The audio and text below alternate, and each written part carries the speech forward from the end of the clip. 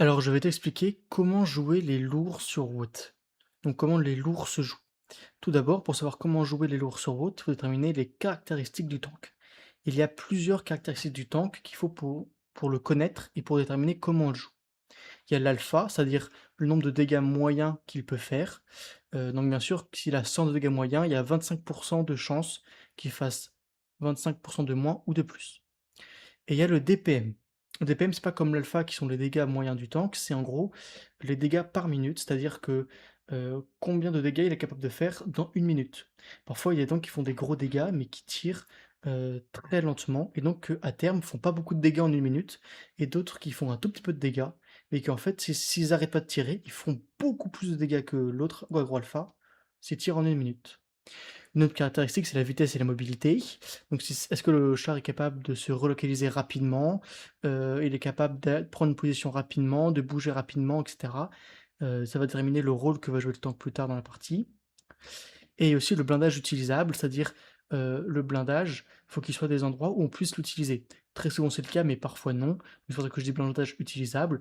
Donc souvent c'est le frontal de tourelle, les flancs ou le frontal de caisse. Donc est-ce qu'il y a le temps qu'il est blindé ou pas, un blindage utilisable, pour pouvoir effectuer des techniques qu'on va voir après, comme le hook down ou le side scrapping. Voilà. Donc est-ce que le tank il est réellement blindé pour qu'on puisse l'utiliser, pour qu'on puisse utiliser son blindage. Une dernière caractéristique, c'est la précision du canon, qui permettra d'effectuer ce qu'on va dire plus tard le pic à bout. Et la précision du canon, bah, est-ce qu'on est vraiment capable, genre de tirer sans trop viser? Sans attendre que le cercle de visée et bah, se rétrécit, jusqu'au bout? Est-ce qu'il vise vite? Est-ce que genre histoire de pas rester, super, longtemps face à l'ennemi. Ça va déterminer du coup le rôle du tank. Toutes ces caractéristiques-là vont permettre alors de déterminer, tu vois, une fois qu'on les analyse et qu'on les articule, de déterminer le gameplay général du tank. Voilà. Donc le rôle qu'il va jouer dans la partie, le rôle général qu'il va jouer dans la partie, par rapport à toutes les caractéristiques qu'on a vues précédemment. Et donc parmi ces rôles, on a le premier, qui sont les lourds de corps à corps. Donc on peut aussi dire les super lourds. Bon voilà, c'est les lourds de corps à corps. Et souvent ils sont déterminés par plusieurs caractéristiques, comme un gros blindage, entre parenthèses, un blindage utilisable évidemment, mais un blindage réellement utilisable sur beaucoup d'aspects, donc un gros blindage. Et donc souvent ceux qui sont très blindés, ils ont pas beaucoup de vitesse, donc un gros blindage avec pas beaucoup de vitesse et de mobilité, ce qui fait que du coup ils sont lents, et donc du coup c'est eux qui vont vraiment tenir une ligne. Ils vont arriver lentement à une position, ils vont ensuite de la tenir. Voilà. C'est eux qui vont être au corps à corps, qui vont prendre les coups. Parfois ils peuvent avoir beaucoup de PV aussi, donc de points de vie, avec beaucoup de blindage, donc ils sont pour prendre les coups, être au corps à corps. Ils peuvent avoir un canon d'hiver, soit DPM, soit gros alpha, il y a les deux. Ensuite, il y a les lourds de soutien. Les lourds de soutien sont ceux qui ont du coup bah, un blindage beaucoup plus faible, ceux qui ne peuvent pas trop encaisser de coups, pas trop en faire ricocher. Et parfois, ils n'ont pas énormément d'HP aussi. Ils ont peut-être un petit peu moins que les super lourds, mais voilà. Mais par contre, du coup, bah, comme souvent le jeu il essaye d'être équilibré, ils ont d'autres forces. Parfois, ils ont une vitesse moyenne à haute pour pouvoir aller plus vite, se relocaliser, parfois jouer avec les moyens. Parfois, ils ont divers canons, que ce soit des gros canons à DPM ou alpha, tu as les 2 types, ça joue pas trop. Mais parfois, ils ont un blindage faible, mais d'autres caractéristiques. Donc parfois, ils ont, une vitesse plus grande, un canon qui est beaucoup plus précis, donc pour jouer beaucoup plus de loin. Alors que ceux qui ont un canon très peu précis, faut qu'ils jouent un peu plus de près. Voilà. Donc c'est un faisceau d'indices tout ça pour déterminer où est-ce qu'il va se placer dans le cours de la partie. Donc les lourds de soutien, ils soutiennent les autres lourds en seconde ligne ou alors avec les tanks moyens. Et ensuite, on a les lourds de percée, ou alors dit les lourds polyvalents. Donc en fait, c'est des lourds qui sont un peu moyens en tout, qui ont un blindage qui sont plutôt utiles dans certaines situations. Voilà, donc pas autant que les super lourds, mais qui ont quelques morceaux de char qui sont bien blindés, qu'on peut être utilisés, une vitesse qui est plutôt moyenne, et un canon qui est parfois plutôt moyen aussi, mais voilà. Donc ils peuvent être assez polyvalents, ils vont ni exceller en super lourd, ni forcément exceller en lourd de soutien, qui va être parfois un peu plus rapide, mais voilà. Et tout, c'est de déterminer où est-ce qu'on place le char, dans quel curseur. Plus dans les super lourds, donc à corps, plus soutien, ou plus dans les tanks de percée, donc plutôt polyvalent. Voilà, c'est un faisceau d'indices, c'est pas une science rigide. C'est à toi de déterminer. Voilà. Donc comme ça, j'ai mis quelques indices comme ça à l'écrit.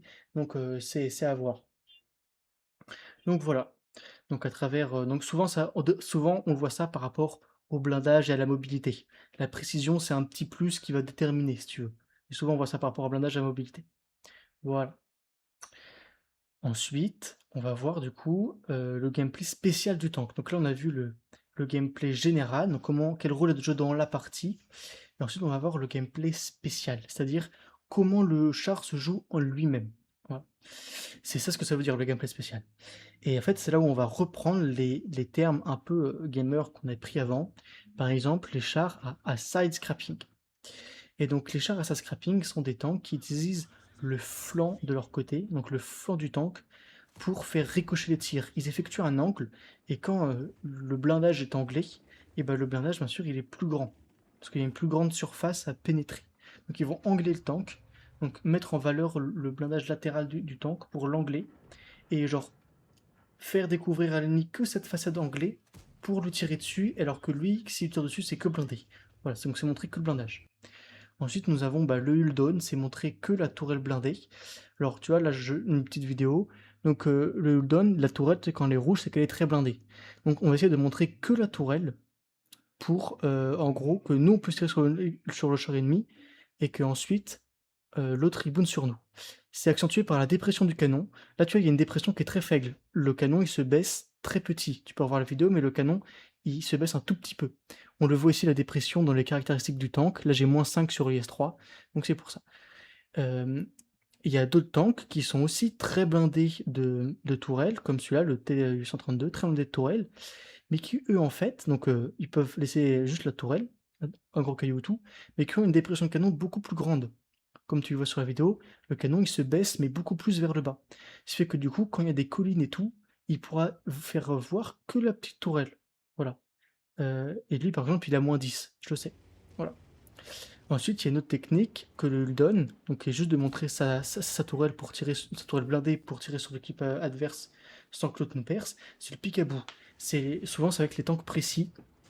Et les tanks précis, ils sont précis, qui parfois chargent vite, et ben ils sont tellement précis qu'on n'a pas besoin de rester très longtemps pour viser. Du coup, on va essayer de. Souvent, c'est plus des tanks de soutien que des tanks de pick-à-bout. Et cette technique-là en lui-même, c'est tu sors, tu tires et tu te caches, sans trop viser. Parce que t'as des tanks qui visent très lentement, donc tu es obligé de rester. Donc là, c'est sans trop viser.